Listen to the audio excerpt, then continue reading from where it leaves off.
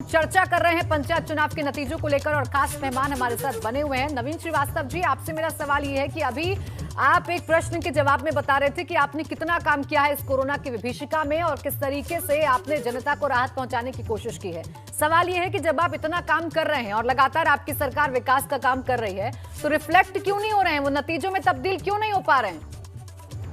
नहीं, ऐसा नहीं है। रिफ्लेक्ट क्यों नहीं हो रहा है? आप देखिए 2017 में उत्तर प्रदेश में योगी आदित्यनाथ जी के नेतृत्व की भाजपा सरकार बनी। उसके बाद 2019 के लोकसभा चुनाव हुए। धुर विरोधी माने जाने वाली समाजवादी पार्टी और बहुजन समाज पार्टी मिलकर लड़ी और राजनीतिक विश्लेषक ये मान रहे थे कि भारतीय जनता पार्टी का सफाया हो जाएगा, लेकिन परिणाम क्या हुए वो सामने है। फिर आप देखिए 2020 में उत्तर प्रदेश में 7 विधानसभा सीटों के उपचुनाव हुए। समाजवादी पार्टी के मुखिया लगातार कहते थे कि ये 22 का सेमीफाइनल है, लेकिन जब सिर्फ एक सीट पर समाजवादी पार्टी जीती तब वो चुप हो गए।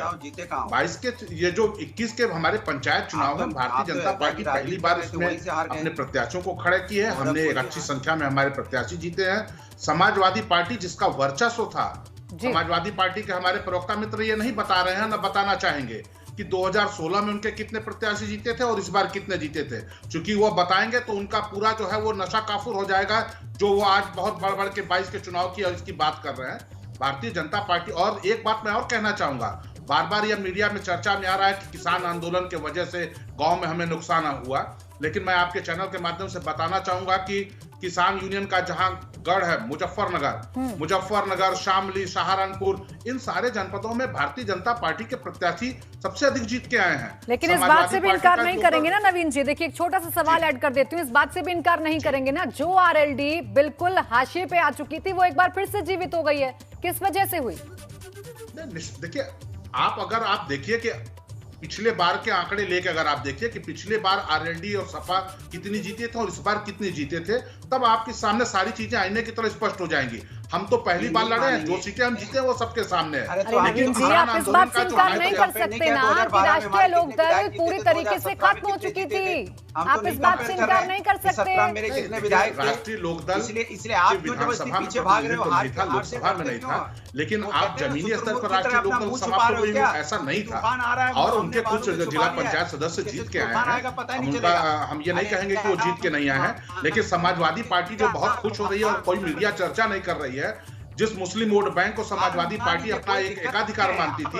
मैं जिस जिले गाजीपुर का रहने वाला हूं, वहां पर समाजवादी पार्टी के एक बड़े नेता कई बार मंत्री रहे, ओम प्रकाश सिंह के गढ़ में एआईएम ओवैसी की पार्टी ने मुस्लिम गांव में जो है वो जिला पंचायत की सीटें जीती है। लेकिन दुर्भाग्य कि एआईएम नतीजे देखिए, नतीजे आपके लिए भी ऐसे ही है नवीन जी, आपके भी गढ़ में आप लोग हारे हैं। हालांकि बहरहाल आपने सवाल पूछा है तो अनुराग जी पर वो ट्रांसफर कर दिया जाता है। अनुराग जी ये कह रहे हैं कि आपका जो वोट बैंक है वो कहीं ना कहीं किसका है और आप इस ओर ध्यान नहीं दे रहे हैं, आप सिर्फ जीत की खुशी में भूल जा रहे हैं कि भाजपा पहली बार ये पंचायत चुनाव लड़ी है और अच्छा परफॉर्म कर गई, आपको फाइट दे गई। देखिए, मैंने पहली बात की हमें कोई खुशी नहीं है, क्योंकि हम अपने लोगों की जान खो रहे हैं। हमें लोगों की जान ज्यादा प्यारी है। भारतीय जनता पार्टी गलती वजह से लगातार कोरोना अब गांव तक पहुंचा है, लेकिन भारतीय जनता पार्टी जिसकी राजनीति करती थी अयोध्या में, पूरी तरह वहां के लोगों ने भारतीय जनता पार्टी को धूल चटा दी है। इसी तरह से काशी की बात करते थे, काशी में भी समाजवादी पार्टी ने भारतीय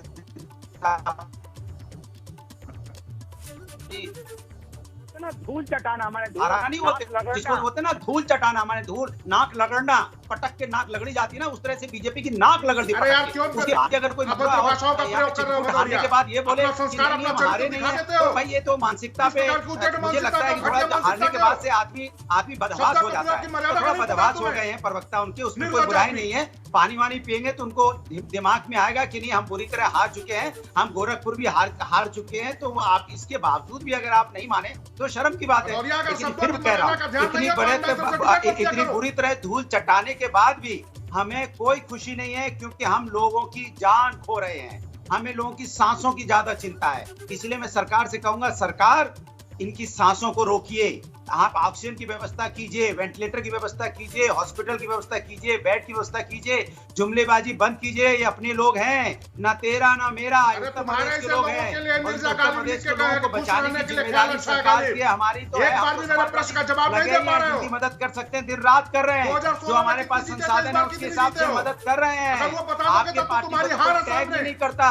कि भैया मदद कर दो, कोई नहीं टैग करता, क्योंकि पता है बीजेपी से कोई मदद मिलेगी नहीं। वो समाजवादियों को टैग कर रहे हैं, टीम अखिलेश को टैग कर रहे हैं, टीम अखिलेश को टैग कर दो तो कम से कम ऑक्सीजन का सिलेंडर पहुंच जाएगा, खाना पहुंच जाएगा, एम्बुलेंस नहीं तो गाड़ी लेके कोई पहुंच जाएगा, एम्बुलेंस की व्यवस्था कर देगा, हॉस्पिटल तक पहुंचा देगा।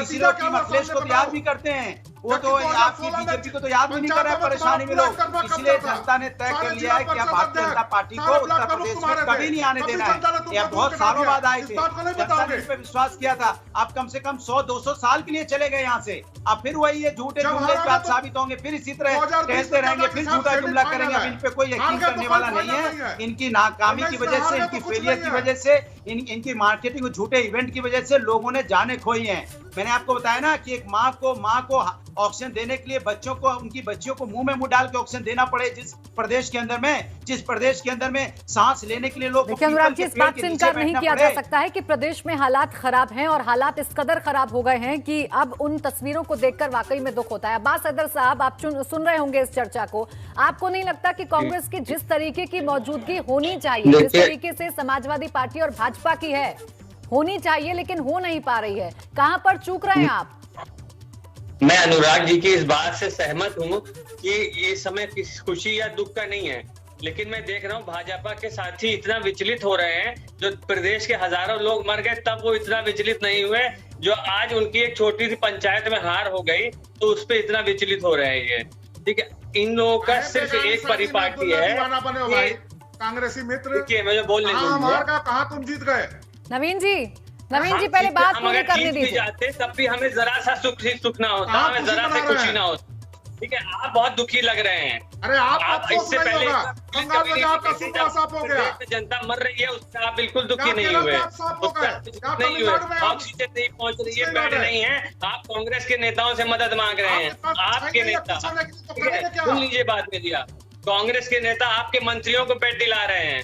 ठीक है, आपके प्रदेश में सभासद से लेकर के प्रधानमंत्री तक आपका है। जब देश की में जनता मर रही है तो आपके प्रधानमंत्री जी कहते हैं कि मुझे 13,000 करोड़ का अपना एक और महल बनाना है, और उसकी डेडलाइन भी दे देते हैं दिसंबर 2022 तक। इसकी कोई डेडलाइन नहीं है कि हमारे देश की जनता कब वैक्सीनेट हो जाएगी, कोरोना से कब तक मुक्त हो जाएंगे, इसकी कोई डेडलाइन आपने नहीं दी है। जरा अपने पर भी ध्यान दो, जरा अपने पर भी ध्यान दीजिए, अपना आत्ममंथन करिए। भारतीय जनता पार्टी की चिंता मत करिए, आप चिंता करिए कि प्रियंका आसाम गई वहाँ क्या हुआ, आप चिंता करिए कि राहुल केरल गए वहाँ क्या हुआ, आप चिंता करिए कि बंगाल में क्यों आप हमला कर देंगे, आप क्या बात करेंगे? हम देश की चिंता कर रहे हैं, आपकी चिंता नहीं है, क्योंकि आप सत्ता में बैठे तो हमारा काम है आपको आईना दिखाना। आप विपक्ष की आवाज को बंद करना चाहते हैं, आप विपक्ष से डरते हैं, आप चाहते हैं राजशाही हो जाए इस देश में, लोकतंत्र विरोधी है। शर्म नहीं आती आप लोगों को? कोरोना पे बात करते हैं, विरोधी है, आपको शर्म आनी चाहिए। राहुल गांधी, अखिलेश यादव ने जिस प्रकार से दुष्प्रचार किया, जिस प्रकार से जनता को गुमराह करने का काम किया, आपको शिक्षकों को मार डाला, आप लोग क्या शर्मिंदगी है आप लोग को? अब्बास हैदर साहब चर्चा को यहीं पर रहने देते हैं, चर्चा पंचायत चुनाव और उत्तर प्रदेश पर ही कर लेते हैं। ठीक है, आपने सवाल उठाए। नवीन श्रीवास्तव जी सवाल तो आप ही से पूछे जाएंगे सर, आप ही जिम्मेदार हैं और आप ही सरकार में हैं, तो आपसे जो सवाल पूछे जाएंगे इन सवालों का जवाब दे दीजिए, नवीन श्रीवास्तव जी जवाब दे दीजिए अब इन सवालों का।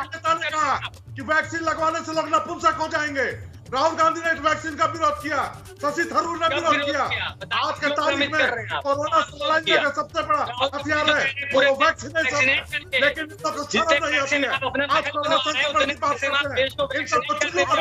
अरे नवीन जी अब्बास हैदर साहब देखिए आपकी बात आ गई। नवीन जी आप जिम्मेदार हैं, आप सरकार में हैं, सवाल आप ही से पूछे जाएंगे। आप बताइए हालात ऐसे क्यों हो गए? आप जवाब दीजिए, हालात ऐसे क्यों हो गए? सरकार राजनीति आपके लिए है। अगर अखिलेश यादव और राहुल गांधी सर देखिए, आरोप प्रत्यारोप तो आप हमेशा करते ही हैं, आरोप प्रत्यारोप तमाम राजनीतिक पार्टियों में होती है, लेकिन अभी आप जवाब दे दीजिए ना, जवाब दीजिए। लगड़ दी आपकी आपकी जमीन कोई फर्क नहीं पड़ रहा है। जनता ने प्रयागराज हो कर रहे हो, इतनी देर से एक एक करके बोलिए ना सर, एक एक करके बोलिए।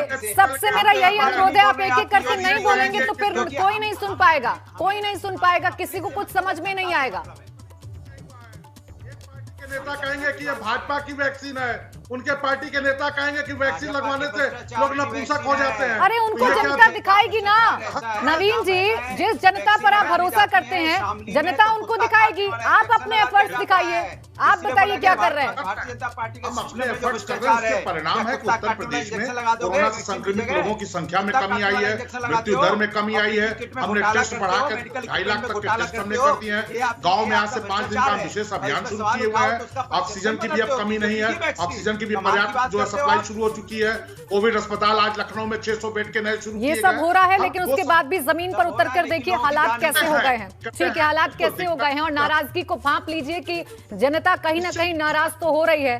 इस मैनेजमेंट को देख लीजिए वक्त रहते। ठीक है, लौटूंगे आप सभी के पास। देखिए, पंचायत चुनाव के जो नतीजे हैं वो सामने आ चुके हैं, जिसके मुताबिक भाजपा यहां पर पिछड़ गई है और समाजवादी पार्टी ने लीड ले ली है। 579 पर भाजपा के प्रत्याशी जीते हैं और 779 पर समाजवादी पार्टी के प्रत्याशी जीते हैं। बात अगर हम बसपा की कर लें तो 361 और कांग्रेस 59 सीटों पर है। और सबसे ज्यादा भरोसा अगर किसी पर जताया है जनता ने तो अन्य और निर्दलियों पर। 1272 सीटों पर अन्य और निर्दलीय प्रत्याशी जीते हैं। अभी तक के आंकड़े बता रहे हैं, मेरे साथ लगातार खास मेहमान जुड़े हुए हैं, उन्हीं से चर्चा कर रहे हैं कि आखिर इन आंकड़ों के, इन रुझानों के, नतीजों के हम क्या मायने निकालें। अनुराग जी, देखिए ये तो नतीजे अब सामने आ गए, लेकिन जिस तरीके से कोरोना के बीच में ये चुनाव हुआ और महामारी से पूरा देश जूझ रहा है, पूरा प्रदेश जूझ रहा है, ऐसे वक्त में जो लोग जीत कर आ रहे हैं, क्या ये जिम्मेदारी तमाम राजनीतिक दलों की नहीं होनी चाहिए कि उनसे अपील की जाए कि आप जुलूस मत निकालिए, आप ऐसी भीड़ इकट्ठा मत करिए जिससे कोरोना का विस्फोट हो सकता है? देखिए, समाजवादी पार्टी के राष्ट्रीय अध्यक्ष जी ने सबसे पहले ही ये सभी पार्टी के कार्यकर्ताओं को, जीतने वाले कैंडिडेट को बता दिया है कि आपको कोई जुलूस नहीं निकालना है, आपको जीत का सर्टिफिकेट लेके आप चुपचाप जाइए, किसी प्रकार की कोई आप गैदरिंग नहीं करेंगे और संगठित होके जो 1-2 लोग, कैसे आप समाज में लोगों की मदद करेंगे, कोरोना काल में लोगों की मदद कीजिए, लेकिन किसी प्रकार की कोई खुशी मत मनाइए, किसी प्रकार का कोई जुलूस मत निकालिए। वो पहले ही बोल चुके हैं क्योंकि उनको इस बात का एहसास है। तो हमने पहले आपको बोला था, हम समाजवादी लोग बेशक जीते हैं पंचायती चुनाव में, भारतीय जनता पार्टी को हमने धूल चटाई है, लेकिन उसके बावजूद भी हमें इस बात का बहुत दुख रहता है, कोई खुशी नहीं हो पाती है क्योंकि उत्तर प्रदेश में हम लोगों की सांस है। लगातार लोगों की हमारे सामने, आपके, हमारे सबके लोग, सबके रिश्तेदार उत्तर प्रदेश में सभी लोगों की लगातार मौतें हो रही है, कोरोना से पीड़ित हो रहे हैं। उनको समय से हॉस्पिटल नहीं मिल रहा है, समय से उनको बेड की व्यवस्था नहीं हो रही है, समय से ऑक्सीजन नहीं मिल रहा है, समय से उनका इलाज नहीं हो पा रहा, जिसकी वजह से उनकी जानें जा रही है। ये हमारे लिए चिंता की बात है। जब हम अपने लोगों की सांसें खो रहे हैं तो हम जीत का जश्न कैसे मना सकते हैं? जीत हमारे लिए कोई मायने नहीं रखती। मैंने पहले ही बोला था कि हम तो यही चाह रहे थे कि पंचायती चुनाव ना कराते, पंचायती चुनाव कराने के लिए मना कर रहे थे क्योंकि सरकार को इस बात की लालच थी कि 2022 में तो बाईसाइकिल की सरकार आ जाएगी, इसलिए जल्दी से चुनाव करा ले तो हम कम से कम अपने चुनाव में अपने लोगों को अध्यक्ष बना लेंगे और हम काबिज हो जाएंगे। लेकिन जनता ने, उनको क्या पता था कि जनता का मूड बदल चुका है, जनता आपसे नाराज हो चुकी क्योंकि आपने जनता के लिए कोई काम किया नहीं, कोई विकास की बात की नहीं। इसलिए हम कहते थे समाजवादी का काम बोलता है, और समाजवादी का काम इनकी सरकार के 4 साल होने के, 4.5 साल होने के बावजूद भी आज भी समाजवादी का ही काम बोल रहा है। जो समाजवादी काम करके गए हैं उसी का इनके उद्घाटन करते रहे या उसका फीता काटते रहे या नाम और नंबर बदलते रहे। वही हुआ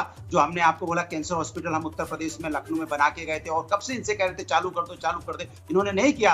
अंततः इतनी देर कर दी चालू होते होते कि आप जाके कोविड हॉस्पिटल में आप उसको कन्वर्ट कर पाए। अगर हम लोगों ने यहाँ पे रामलोहिया हॉस्पिटल नहीं बनाया होता, सैफी का मेडिकल कॉलेज नहीं बनाया होता, बदायूं का मेडिकल कॉलेज नहीं बनाया होता, अगर हमने यहाँ पे पीजीआई को हमने अपग्रेड नहीं किया होता, या गोरखपुर में हमने वहाँ पे जो इमरजेंसी की ओपीडी नहीं बढ़ाई होती, अगर हमने यहाँ पे मेडिकल कॉलेज की ओपीडी अच्छी नहीं बनाई होती, तो सोचिए आज उत्तर हमने अगर आजमगढ़ का नहीं बनाया होता, जौनपुर का नहीं बनाया होता, अगर एम्स की हमने जमीनें ना दी होती, तो सोचो इनकी इंफ्रास्ट्रक्चर था ही क्या। 4 साल में इन्होंने एक डिस्पेंसरी तक नहीं बनाई, हॉस्पिटल तो छोड़ो, गिनाने को तो पेपर बहुत सारे गिना देंगे, कहने को कह देते कि हमने express way 12, express way 8, express way 32, पता नहीं कितना एक्सप्रेस वे बता दें, लेकिन किसी एक्सप्रेस वे पूछो गाड़ी चलती हुई दिखा दो तो किसी पर नहीं दिखा पाएंगे। कहेंगे हमने 32 हॉस्पिटल बना दिए, कहने को भी कह देंगे। इनसे पूछो एक आध कोई फोटो दिखा दो जो हॉस्पिटल चालू हो गया हो, नहीं दिखा पाएंगे। क्योंकि बीजेपी है ना, जो अभी भी देखो कह रहे हैं हम ये करेंगे, हम ऑक्सीजन प्लांट लगाएंगे, हम आगे और ये करने वाले हैं। अरे भाई प्रभु, लोग चले गए घर के, अब ऑक्सीजन प्लांट कब लगाओगे? लोगों की मौतें हो चुकी हैं। क्या लोगों के परिवार की जिनका सदस्य की मौत हुई है वो वापस आ जाएगी? आप तो बड़ा आप बता रहे थे, आप तो ऑक्सफोर्ड यूनिवर्सिटी का अवार्ड दिला रहे थे कि और उस पेपरों में निकलवा रहे थे कि उत्तर प्रदेश के अंदर में ऐतिहासिक कोरोना पे काबू पाया गया, इसके लिए मुख्यमंत्री को इनाम अवार्ड दिया जाता है। ये ऐतिहासिक काबू था कि सांस लेने के लिए लोगों को अपनी माँ को बेटियां सांस दे रही है मुंह से। ऐतिहासिक काबू था कि पीपल पेड़ के नीचे लोग को बैठ के अपनी सांसें भरनी पड़ी है। ऐतिहासिक काबू था कि एम्बुलेंस नहीं मिलेगा तो लोग अपनी गाड़ी में आप अपने फादर की डेड बॉडी लेके जाएंगे। ये ऐतिहासिक काबू था। देखिए तमाम शिकायतें हैं अनुराग जी, लेकिन यहाँ पर एक पॉजिटिव अप्रोच होना बहुत जरूरी है, कलेक्टिव अप्रोच होना बहुत जरूरी है। नवीन जी, आपसे अब मेरा सवाल है, आपसे मेरा यही सवाल है कि क्या कलेक्टिव अप्रोच नहीं होनी चाहिए? अभी भी हम ऐसी तस्वीरें देख रहे हैं कि लोग जश्न मना रहे हैं, इस चुनाव के बाद, अपनी जीत के बाद लोग जुलूस निकाल रहे हैं। ये कब रुकेंगी तस्वीरें और ये कब कलेक्टिव अप्रोच होगी प्रदेश में? देखिए, निश्चित रूप से हर व्यक्ति को इतना संवेदनशील होना चाहिए कि इस विभीषिका के समय में किसी प्रकार के ऐसे आयोजन प्रयोजन नहीं होने चाहिए जो कोरोना प्रोटोकॉल का भी उल्लंघन करे और मानवता के खिलाफ भी हो। मैं अभी अनुराग जी बहुत सारी बातें बता रहे थे, बहुत सारी, जैसे लगता है पूरे कायनात में आज तक जो कुछ हुआ इनकी पार्टी की ही सरकार में हुआ था, लेकिन दुर्भाग्य से उत्तर प्रदेश की जनता इनके उस कामों को नहीं देख पाई। मैं इनके लिए एक छोटा सा उदाहरण बताना चाहूंगा। जिस जिले का मैं रहने वाला हूं, गाजीपुर, 2005 में श्रीमान मुलायम सिंह यादव जी जब मुख्यमंत्री थे, गाजीपुर में गंगा पे एक पुल का उन्होंने शिलान्यास किया था। उनकी सरकार चली गई, इनकी बुआ जी की सरकार आई, फिर इनके बेटे जी की सरकार आई, वो पुल ये नहीं पूरा करा पाए। 2017 में जब हमारी सरकार आई तब हमने उस पुल को पूरा कराया। बनारस में बीएचयू के सामने घाट एक पुल है, हमने 1 साल में बनवाया, जो 13 साल में ये नहीं बनवा पाए थे। तो बहुत सारी चीजें हैं, वो जनता जानती है किसने क्या किया, किसने क्या नहीं किया है। और इस प्रकार से, अरे अनुराग भदौरिया, हमने 4.5 लाख करोड़ का इन्वेस्टर समिट कर दी, और आप जब 2005 और 4 में चले जा रहे हैं, क्या किया था इसका उदाहरण सुन लीजिए। जब 2020 में पहली बार कोरोना संकट आया तो पहले मरीज को दिल्ली भर्ती करना पड़ा। उत्तर प्रदेश में एक भी टेस्टिंग लैब नहीं थी, यह विरासत में छोड़ के गए थे। अंतर्राष्ट्रीय स्टेडियम बनवाया, लेकिन इन लोगों को शर्म नहीं आती है। और इसके नेता कहते हैं कि वैक्सीन मत लगवाइए, ये भाजपा की वैक्सीन है। लोगों के पास टाइम नहीं है, क्योंकि ऑक्सीजन की व्यवस्था जल्दी से करो, आप बेड की व्यवस्था करो, कैंडी की व्यवस्था ऐसा सरबराह के अंदर में हमेशा क्या आदत आपकी हो गई है। आपको बिल्कुल सही दिखा में वोट दिया, जनता के लिए कोई काम नहीं किया। इनके लिए विकास का मतलब था अपना और अपने करीबियों का विकास, और वही विकास को जनता ने जूते मार के तो सत्ता से बाहर किया, चलाने वाले थे, ठंडा कर दिया, सिटी बनाने वाले थे, यहां बुलेट ट्रेन चलाने वाले थे, जनता को गुमराह करने वाले थे। इनके नेता कहते हैं कि आपने उत्तर प्रदेश को बना के रख दिया, यहां पे क्या हो जाओगे, उत्तर प्रदेश में शर्म नहीं आती है। ऐसा आपने जितने दावे और जितने काम आप दोनों बैठकर आज गिना रहे हैं ना, अगर वो काम वाकई में प्रदेश में हो गए होते ना, तो आज ये स्थिति इस प्रदेश की ना होती और आज इन बातों को लेकर हम चर्चा नहीं कर रहे होते।